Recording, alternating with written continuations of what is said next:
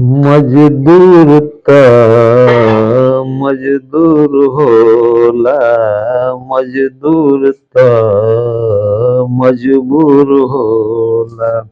मजदूर के दर्द के समझेला। मजदूर त मजबूर होला, मजदूर त मजदूर होला। करा के ठंडी में भी काम करके परेला।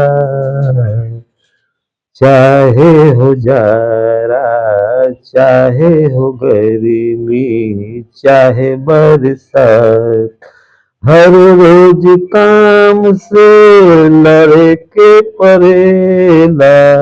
मजदूर त मजदूर होला।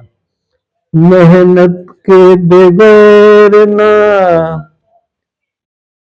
रोटी मिलेला। मजदूर त मजदूर होला। चाहे जो भी हो आपन संसार चलावे के परेला। मजदूर त मजदूर हो। ताजमहल भी मजदूर बनौलख। ताजमहल भी मजदूर बनौलख। नाम बादशाह शाहजहां के होला। मजदूर त मजदूर हो। मेहनत के कमाई मजदूर काला।